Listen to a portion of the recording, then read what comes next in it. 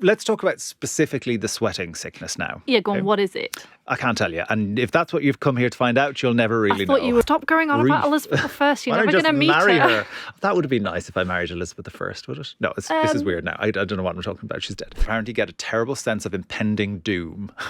That's what the contemporary accounts say. I'm getting anxiety just hearing you say this. Impending doom. I think I have that all the time. Men and middle to upper class men were getting this disease at an unusual rate. So, what are you looking at me like that for?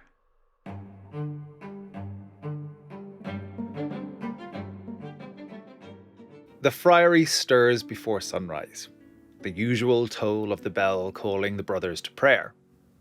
Brother Matthew wakes with a start. His chest is tight, his breathing laboured. A faint chill ripples through him, though the summer air is yet warm. He wipes his brow and rises diligently to prepare for matins. By the time he reaches the chapel, though, a dull ache has infiltrated his limbs. He falters during the liturgy, clutching at the wooden pew for support, then steadies himself once more.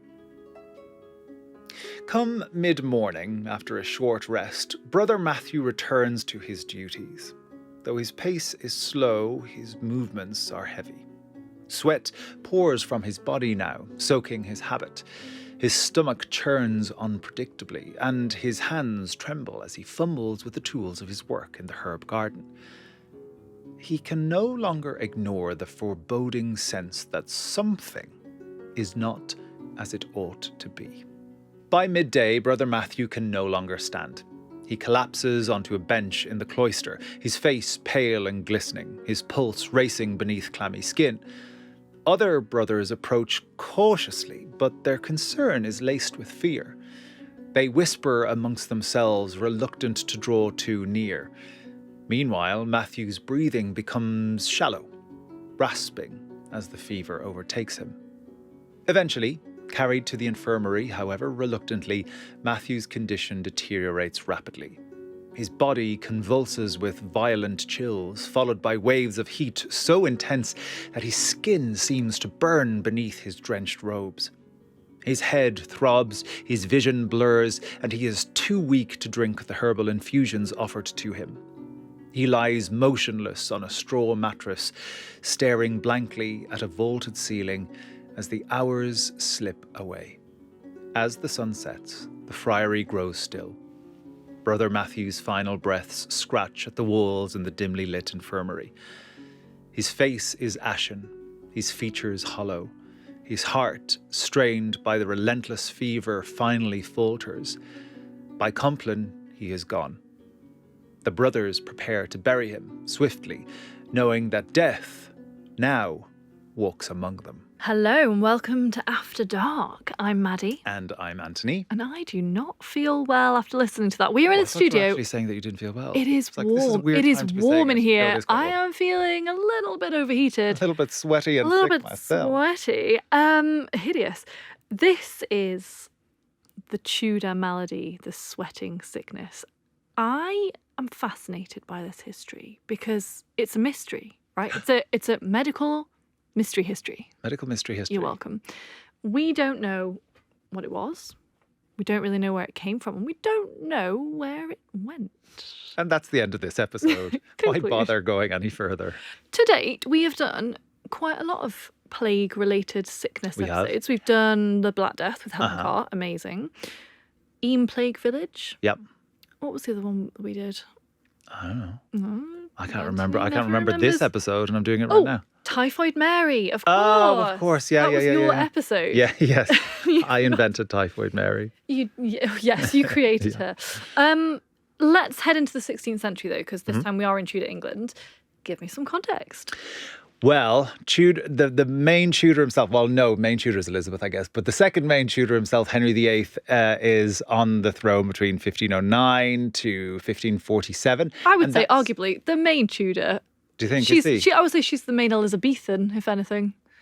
Do you not think she's the main Tudor? I would say Henry's the main Tudor. I know, right in with your opinions. I know why you're saying that. I do know why you're saying that. And that was my instinct to say that. But then I was like, no, Elizabeth is the main People are going to have Tudor. very strong feelings on this. I've got to They are. it. They are. I would say Elizabeth is an Elizabethan. Yeah, but like she's a Tudor Elizabeth. I mean, I would always rather hear about her than Henry, but Yeah, I'm going to say but- people are going to say Henry VIII is the main Tudor. I'm going to come out on Team Elizabeth for that one. Anyway, Well, we digress. This doesn't really concern her that much because by the time she comes to the throne, it's gone. So this is a very like. Stop going on about Elizabeth I. You're Why never don't I going to just meet marry her. That would have been nice if I married Elizabeth I, would it? No, this is weird now. I don't know what I'm talking about. She's dead. But it would have made me very rich. I have nothing to add. Why would you? It's a ridiculous statement, and I don't know why I made it. Get back to the history answer. Henry VIII is on the throne from 1509 to 1547, yes.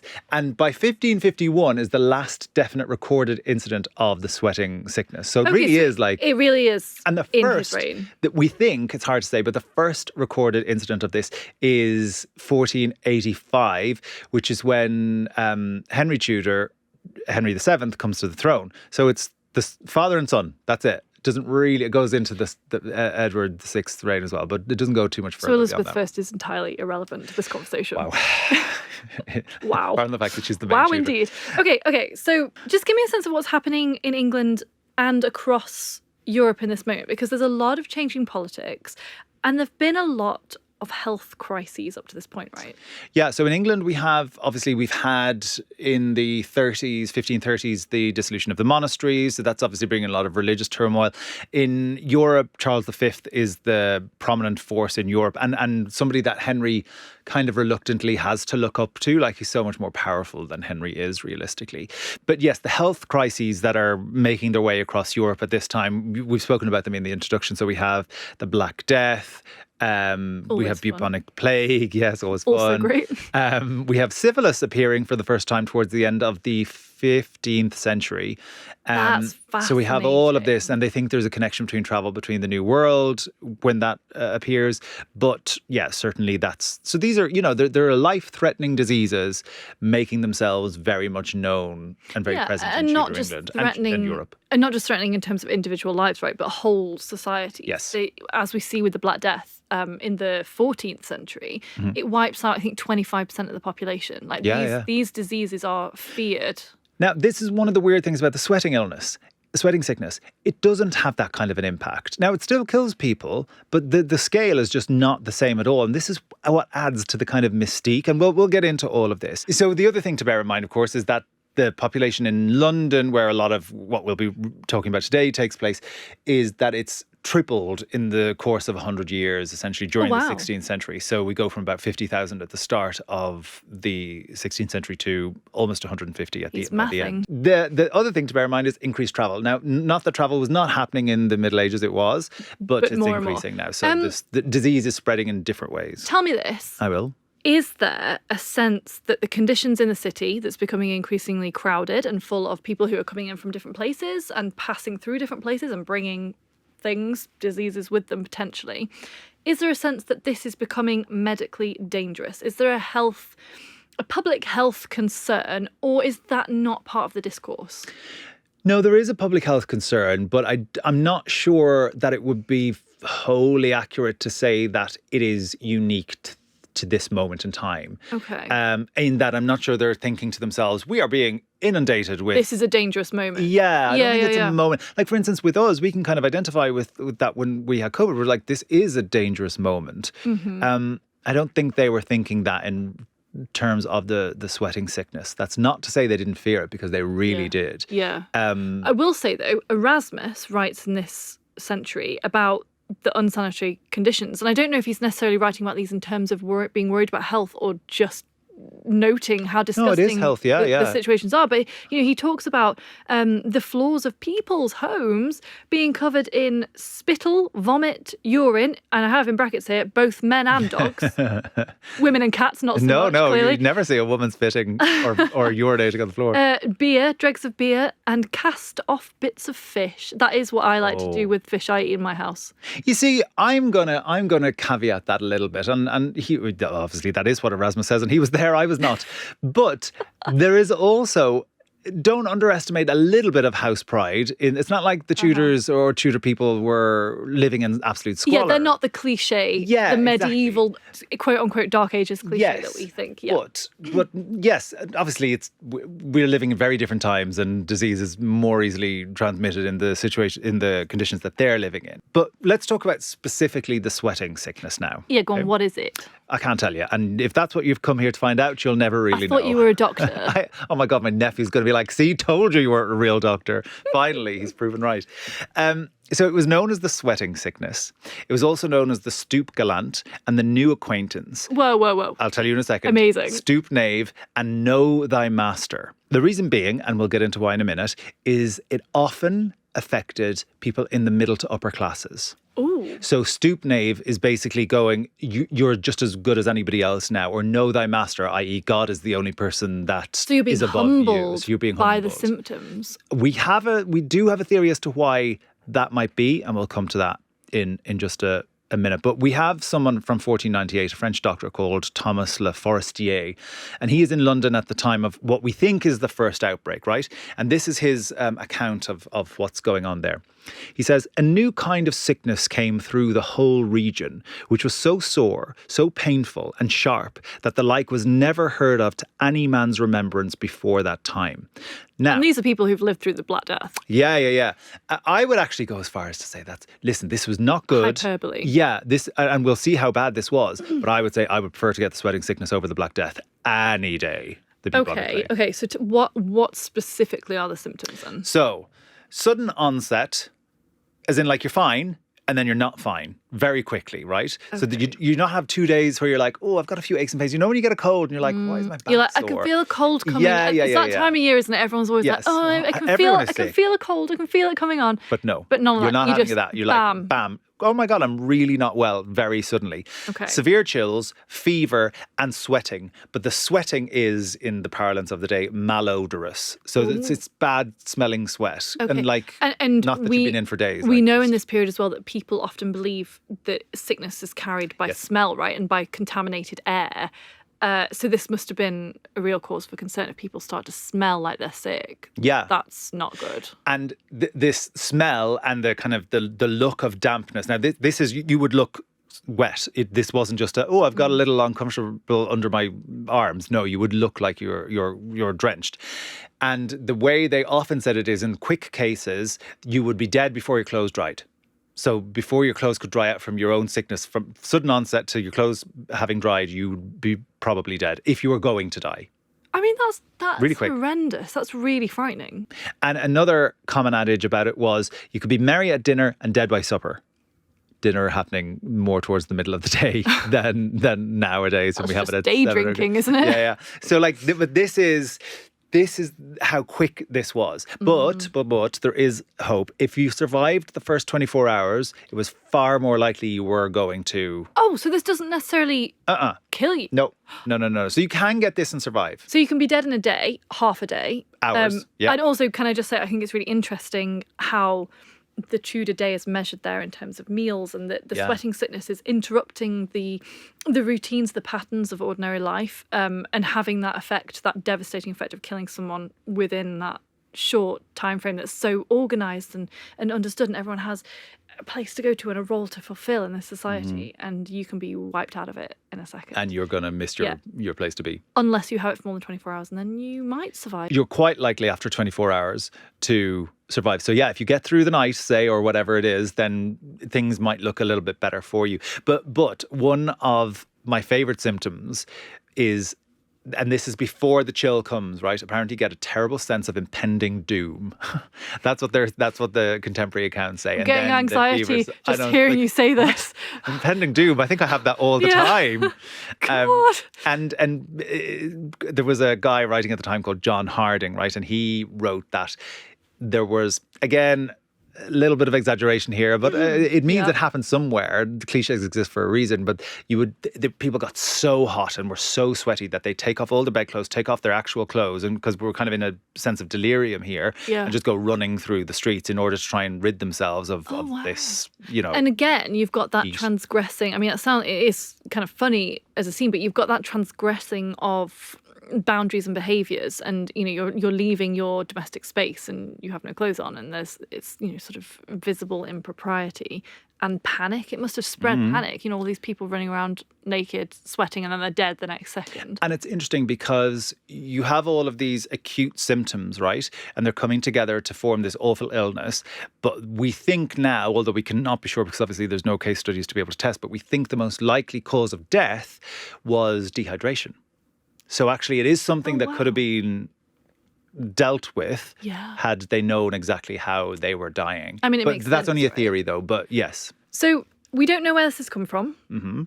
Do we know how it spreads at least? Is this seemingly random? Do people work out what's going on? We don't really know. But there are theories, and we love a medical theory here. Hit me with a lot theory. of historians are like, no, why would you guess about what things were happening in the past? I'm like, I want to know. Just guess away. You're fine. Like it's fine. We're not real medical doctors. No. Don't take our advice. As long as I'm entertained, who cares? We do think it was likely transmitted through human contact. Okay. It was more prevalent in crowded cities, so it's a matter of deduction there. It makes sense. If it's happening more in cities and crowded areas, then that would make sense that some kind of contact is most likely. Modern people who've looked at this with medical backgrounds have said it's some kind of a hantavirus, and that would link it to rodent population. So we're talking about rats potentially. Okay. Initially. We know they help to spread the plague. Yes. So So it's just maybe some other form of a hantavirus. Or that's, to be fair to the rats, the fleas, before anyone writes in. Yes. It's the fleas, I know it's the fleas. Poor rats.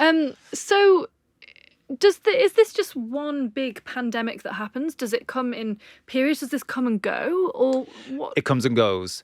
And it's, as I said at the start, it's very Tudor. So we have 1485 at the very beginning, 1508, so gives a bit of a breather, 1517, 1528, and then the last recorded incident of this specific sweating sickness is recorded in 1551. So it really is very contained, like relatively so.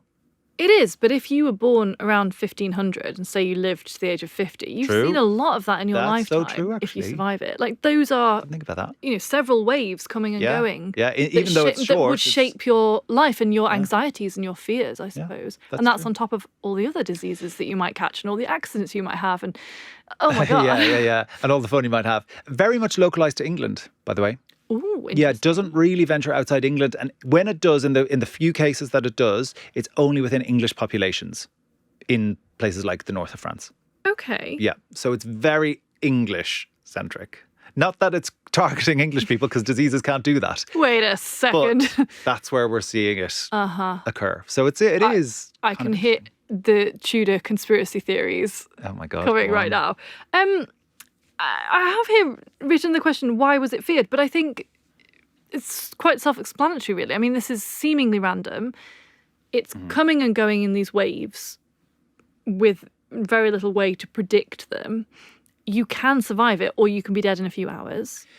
And it seems to target people in the sort of middling to upper strata of society, which is unusual. And I think that's one of the reasons why it's feared, because we have more records of it being feared, because it was hitting that more literate part of society, so therefore they're So it writing enters about the it historical more. record. Yeah. I mean, is there something that people in those classes are doing that the lower classes are not, that is spreading it? Well, one of the main sites of infection were places like monasteries, those that still survived, anywhere where the clergy were together.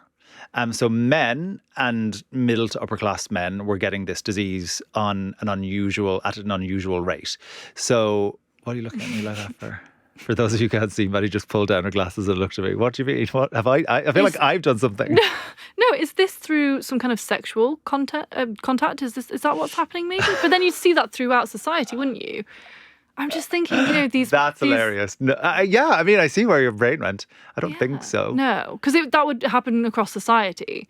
What is it about monasteries then? They're administering medical help to people Close outside living quarters. Close living quarters. But so are people in a lot of In Tudor towns, Tudor households, cities. right? Yeah. Like it's not a disparate population in London at this point, but it is distinct from things like the bubonic plague, because there is no visible like buboes or The lumps that you get in the groin. Because you remember, and like the we always armpits. hear, like, oh, there's a lump under the armpit. We know this is very the serious. panic It's over. you would have Yeah. felt if you'd felt that lump. It wasn't that with this. Yeah. Although people were still really scared because of the speed with which people would deteriorate. And that in itself was much faster than the people. It's genuinely really frightening. Yeah. And the fact that we still don't know what it is, the mystery is really unsettling. Was there any treatment? Was there effective treatment? I imagine there was a range of proposed treatments in the Tudor period. But how do you actually combat this? Did anyone work it out? No, they didn't work. And if they did work it out, see, the thing is, they probably did work it out because it disappears, but they don't necessarily know what they did because they didn't know what they were treating necessarily. But the thought at the time was that you needed to encourage the sweating. Now, if you are linking the cause of death to dehydration, in hindsight, that might feel not necessarily, but they always said that, didn't they? They're like, sweat it out, get the humours, get exactly. all that kind There's of thing. an imbalance in your body, so you need to purge yourself. I mean, it kind of makes sense. You can see, yes, that would obviously dehydrate people and make things 1,000 times worse, but you can see why they would do that.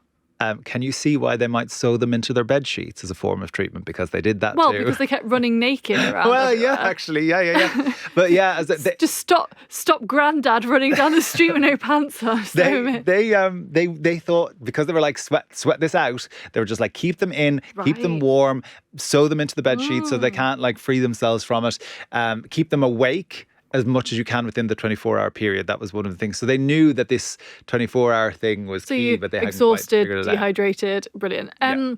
It's interesting about being sewn into the bedclothes. I imagine if you are suffering from a fever and the sweating sickness, would that not feel like you're being sort of stitched into a shroud? Can you imagine? I would hate that. There I would can't be even a have my feeling feet covered by my blanket at night. Oh, really? Are My you not feet have worried to be that the out. monster under the bed will get them there? My dogs sleep under the bed. Oh, okay. So they're taking care of that. So Yeah, they're feet dealing with that out. situation. They cannot be covered. Have to be out. Oh, Do you wear socks in bed? God, no. No. No. I don't. My dog lies on top of me when I The dogs eventually make their crushes way me. in. She slowly You've got crushes big me. dogs as well. She starts at the bottom of the bed on my feet. I have to have my feet covered, not with socks, but with a dog. Uh-huh. Dog is necessary. And then by the time I wake up, she has her head on the pillow and is just staring at me. Stop. It's really intense. Yeah, but is that telling you get up now? No, it's staring at saying you. she thinks that she's married to my husband and she gets in between us and slowly uses her arms and legs to push me out of the bed. She doesn't have arms. She's a dog. The four legs then. Whatever they are, the paws. She does not think she's a dog. She thinks she's a human. She thinks she's a raven-haired beauty that's married to your husband. Yeah. Speaking of raven-haired beauties, yes, Link. Amazing. Anne Where's this Boleyn. going? Oh, nice. Woo. She gets it. So What? Anne, She has the Anne gets I it. didn't Now, know obviously, this. she survives.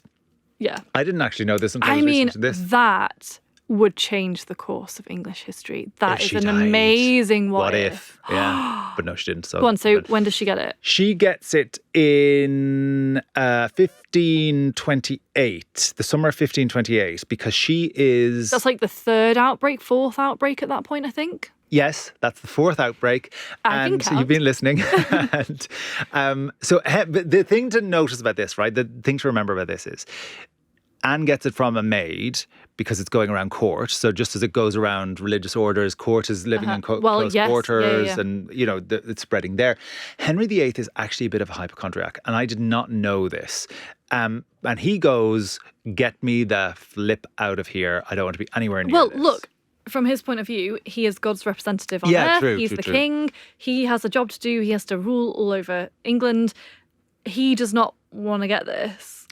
And he then, like, again, we know what this looks and feels like in our own time, but he implements or he oversees the implementation of quarantine, isolation measures, definitely At across court? court. Yeah. Wow. And he takes himself out of it and he retreats to like remote hunting lodges. And so again, we know that they know it's something about living in close quarters, but they're not, quite sure what it is exactly. I mean, that's an incredible moment at court. Everyone's in quarantine. The king's gone off for a simple shooting party, away to a lodge somewhere. That is... And he keeps moving too. He won't just stay in one hunting lodge. He keeps moving around as if it He's might really worried follow it's him. chasing him. Yeah. Well, I mean, they don't know how it spreads, really. He wouldn't let They his attendants come close to him to serve him. He would only have the small few that could. He conducted court business through messengers. So he'd be like, don't come near me. I'll get my message to you and you'll just have to wait a day or whatever to get meter it. big gaps marked on the floor. 2 meter things, yeah. But it's not just, it wasn't just afraid of getting sweating sickness. He was just afraid of getting sick generally. And again, I think you're right. I think it's that, like, I can't die, I am the king. It's a really interesting mindset, isn't it? Because Henry VIII, on the one hand, he's sort of obsessed with bodily function, isn't he? He's obsessed with procreating and creating a male heir. And in that way, he's thinking in terms of longevity. He's thinking in terms of his survival and the survival of his house and his reign far beyond his own lifetime. But then he's also thinking, I could die tomorrow of the sweating sickness. Oh my God, I could die any second. Which he could. Yeah, which he is as vulnerable as anyone else. And it must have been hard and sort of strange to exist as the ruling monarch at a time when you're thinking about that longevity and how it can all be snuffed out in an instant. It's a weird headspace to be in. And he doesn't have a son in 1528. Okay, so he's really panicking. So he's he has no legacy to leave at this particular moment in time. So yeah, this isn't. But speaking of legacies, and his is so closely tied to Anne Boleyn. She, as I say, she contracts during this time after a lady in her chamber became ill. So Henry's left court and run away. Anne's still there. Are they romantically involved at this moment? Yes. And he's left her behind. Oh, yeah. No, he was like, see you now, bye. I'm not surprised. He has his eyes on her at this point. Okay. Obviously, they haven't done anything that's going to formalise their union just yet, but they are back and forth. They are flirting and they are... she has made an impact on him big time. But he leaves nonetheless and she goes to Hever Castle. Now, she leaves to go to Hever before she's symptomatic. But she's called it at court. So by the time she gets to Hever, she's sick. How annoyed would you be if you were one of the servants at Hever and it was like, oh, Anne's coming back from court. Oh my God, she's sweating. Now, Henry may have abandoned her, but he did send his personal physician to her to treat her. So, yeah. Dr. Is William that a romantic gesture after he's buggered off and left you? I don't. It's as romantic as Henry VIII gets, I think. Yeah. I think that's kind of... But like, boss bitch that she is, she recovers quickly. Like, she's like, I am not letting this get me down. I would expect nothing less from Anne. Yeah, she's like, absolutely, this ain't stopping me. And then this... some historians have argued that this is really a critical moment in their relationship because this cements his desire for her when there was the potential of losing her. So he's like, hold on, I have a wife, but I need to know. Did she really have it? The sickness? Oh my God, you are in conspiracy theory land. No wonder you're writing your second book on hoaxes. She goes away from court. Mm-hmm. And she's like, oh no, Henry, I'm so ill, you might lose me. Send you a doctor. Is it warm in here? I feel a bit sweaty. I'm not saying she lied, I'm just saying and she recovers, question mark. She recovers suspiciously swiftly as well. Yeah. Oh, good for her if she faked it, but I don't know. I wasn't there. You could ask we weren't there. And did you do it? Okay, so we'll take her at her word. So she recovers from sweating sickness, which she absolutely lied about. Carry on. But there is panic at court. Like there is, like, not just because Anne Boleyn isn't Anne Boleyn at this point, but like courtiers are catching it basically. So this isn't good. Okay. And people are, dying in the heart of power. And the king's gone again. He's absent and people are dropping dead. And people who are important in the realm. Yeah, and it's not good when the king absents himself, even if he's doing it for preservation. Well, it doesn't look good, does it? It doesn't fill you with confidence that you're going to be okay. Yeah. And we have a diplomat, Eustace Chapuis, and Eustace has described the kind of sense of dread that was going around court. He says, the illness is so contagious and deadly that it spares no one. In some houses, it has killed all the inhabitants, leaving them desolate. So now we see a bit of a mass, in the same way as people always replicate what the monarch's doing, right? People now run from London as well. So they're like, let's get out, we'll go to our country estate. Even though at this point, of course, it's spread through that community. And they probably have it already. Like carriers maybe and haven't or did been... Well, yeah, or did she? We'll never know, or will we? But anyone who remained at court kept those isolation rules that Henry had put in before he went. Now, tell me this. I will. When I think of the sweating sickness, I do automatically think of Hilary Mantel and Thomas Cromwell in Wolf Hall because his family is pretty much wiped out, right? Mm-hmm. His wife and his two daughters.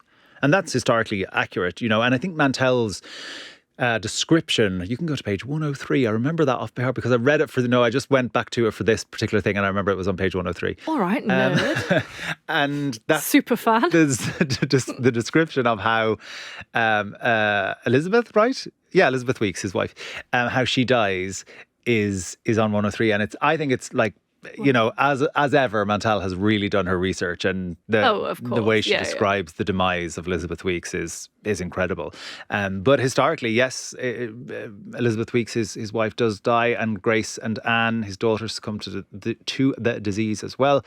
And I think it's really well depicted, right, in the book, and then she uses it fictionally to inform her version of Cromwell's stoicism and his reason for going forward, because he gathers himself after this period of grief. Now, we don't have documentary evidence of that necessarily. Well, not to the extent that we know that it's covered in Wolf Hall, but certainly Mantell uses that. And that's another interesting what if of history, if Thomas Cromwell had died in that moment. And of course, he goes on to broker that relationship between Henry and Anne, amongst other things, and obviously eventually faces his own downfall. It's fascinating.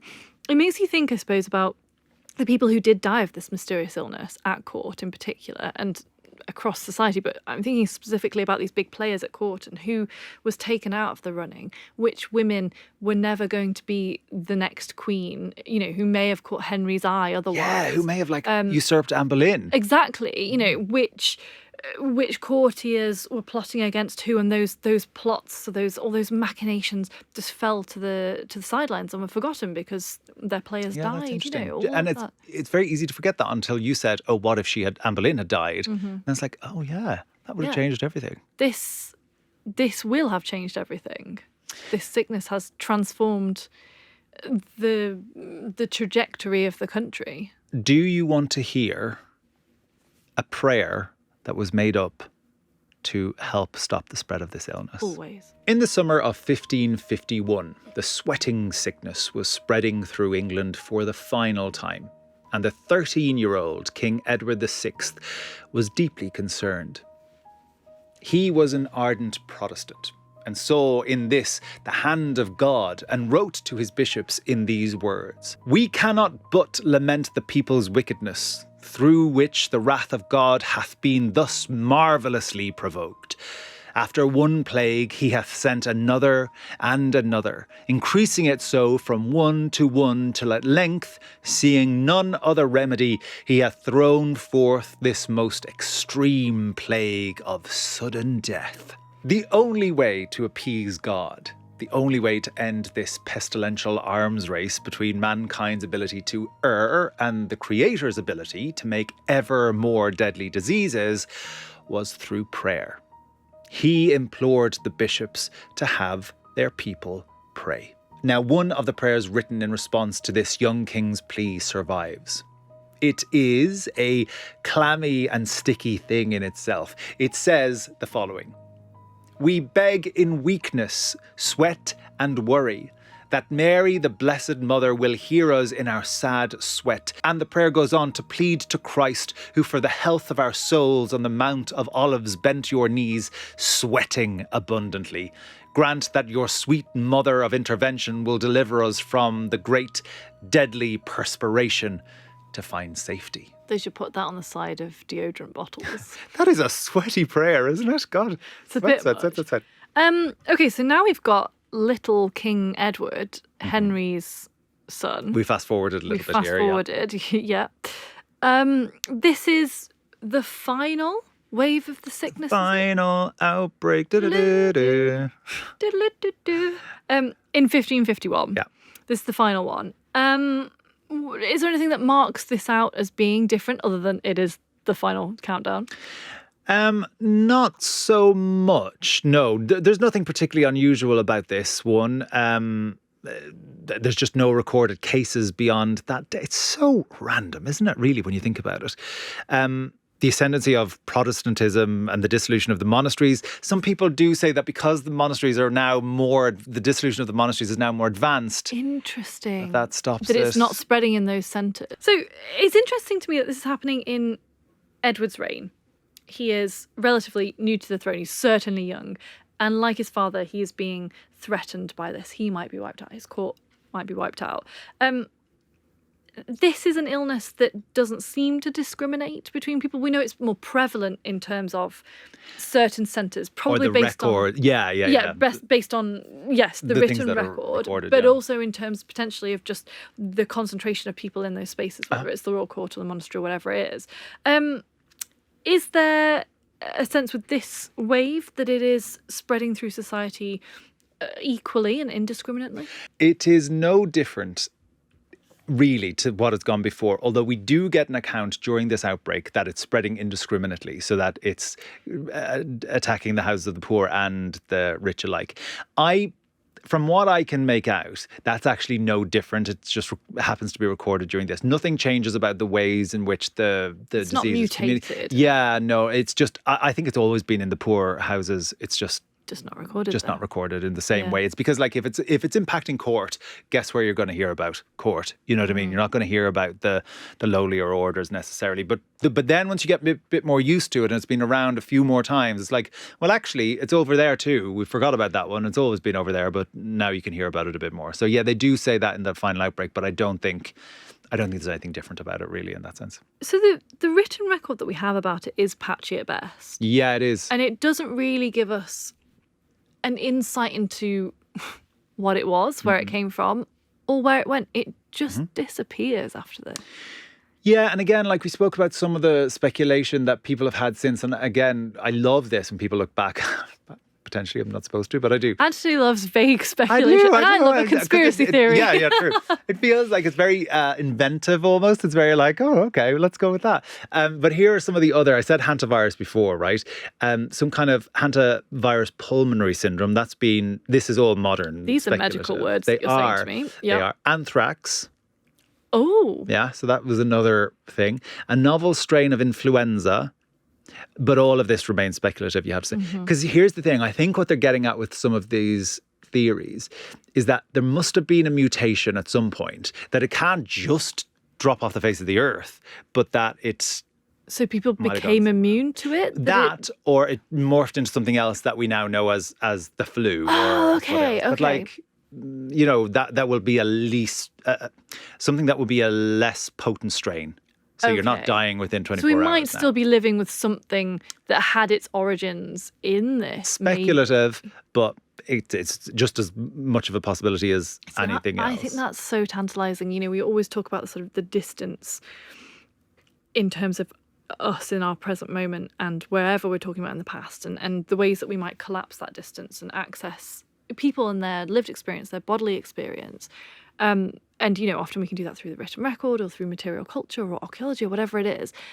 And actually, the idea, I mean, it's not a comforting idea, but the idea that we are still living with the diseases that ravage the bodies of people who've come before us. It's, you know, we say this from a very sort of privileged position with medical intervention possible today, but there's something...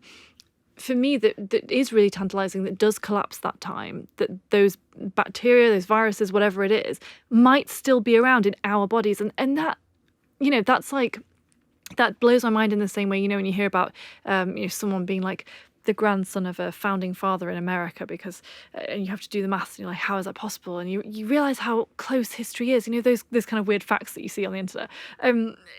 It really makes it tangible and present to me this time. I mean, I certainly would not want to have the sweating sickness. No. We're very lucky to have the medical situation that we do now, but yeah, there's something, it makes us all seem human and fallible and linked. Yeah. And that we're part of an ongoing bio... Oh, she said bio. You know, sort of... God, no, let's do.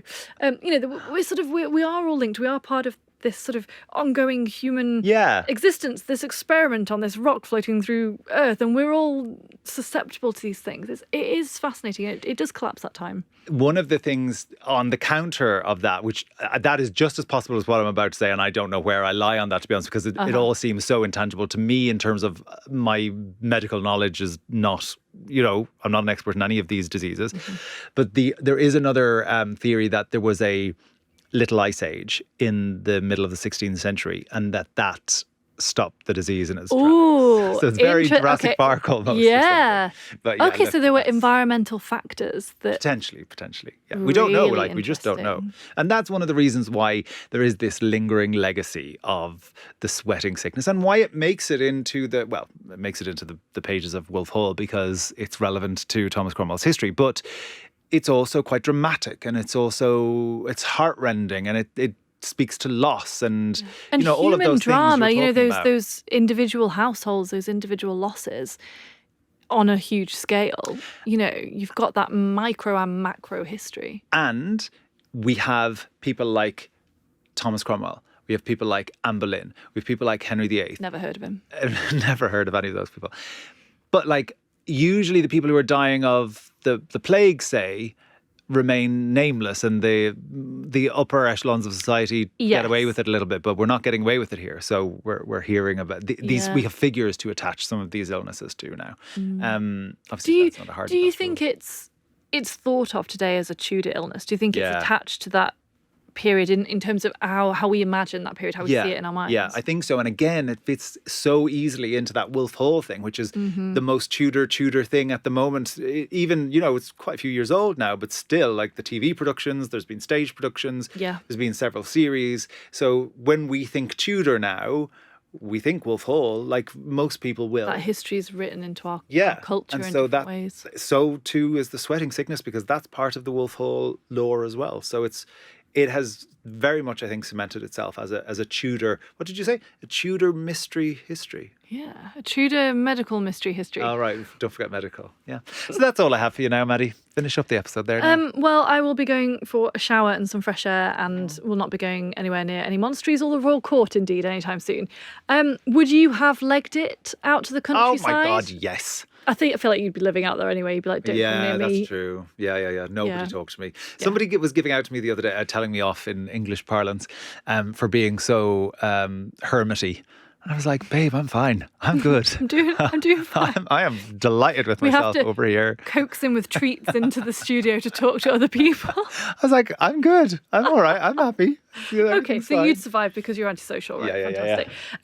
Well, that is all we have time for. But if you have enjoyed this Tudor tale and you're not already familiar with our sister podcast, Not Just the Tudors, with Professor Susanna Lipscomb, go and listen to that now. It's a deep dive into so many of these topics and more. If you have a suggestion for After Dark, do get in touch with us. We do read all your emails, or our producers do, and they reply to many of them. So email us at afterdark@historyhit.com. Bye.